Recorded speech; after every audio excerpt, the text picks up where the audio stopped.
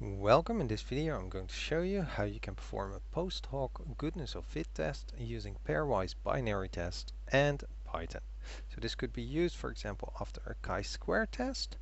I'm using Python version 3.8.18, and besides this you could actually also use pairwise goodness-of-fit test, or you could just look at if the expected counts are significantly different from the observed counts for each category.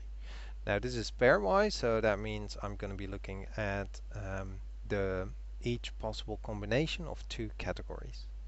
To show you how this actually works, I load in some example data using pandas, and then I have some read CSV file, so then I can actually load this general social survey from 2012. Adjusted for some example purposes, and I don't need all the data, I just need one field, so I'm using the MAR1, which is the marital status, and to give you a quick impression I'll show you the counts. So for example 79 people indicated to be separated.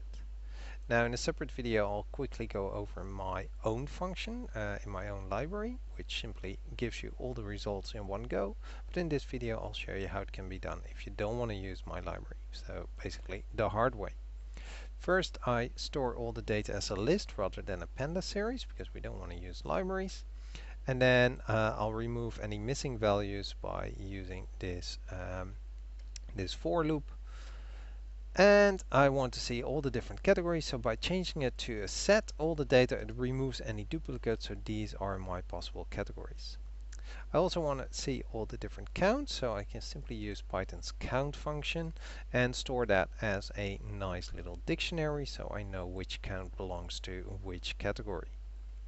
Then I'll have a quick look at the categories itself as a list. I'll check how many categories there are by using len, and the total number of comparisons I'll be doing by using this formula over here, so the number of pairs that we can actually create.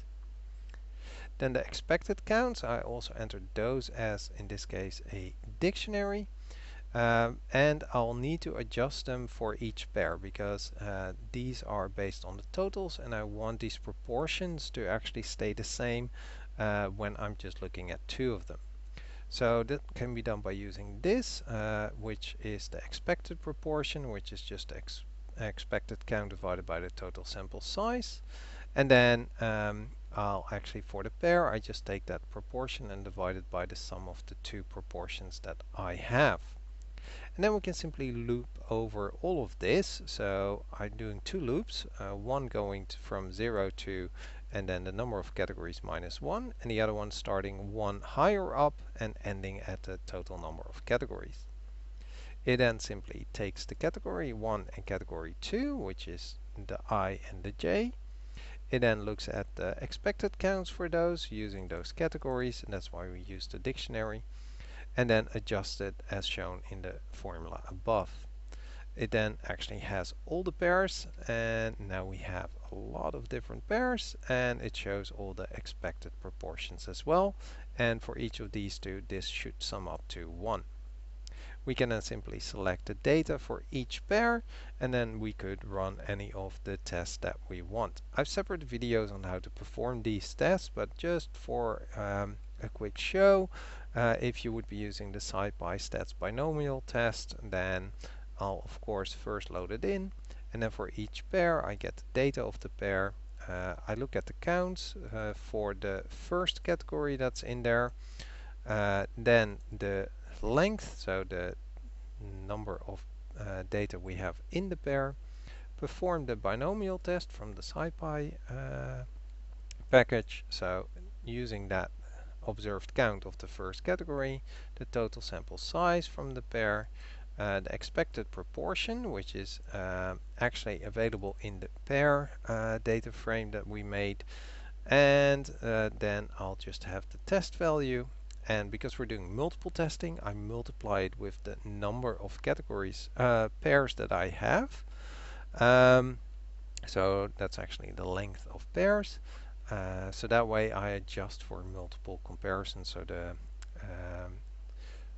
family-wise error rate, I think it's called, and then just print all those results. Now, if any of these values in the last column is below a predefined threshold of, let's say, 0.05, which is the usual threshold, we would reject the null hypothesis and state that we have a significant result, indicating that those two categories would be most likely significantly different from their expected proportions in the population. Alright, well, I hope this video was helpful, and thank you for watching.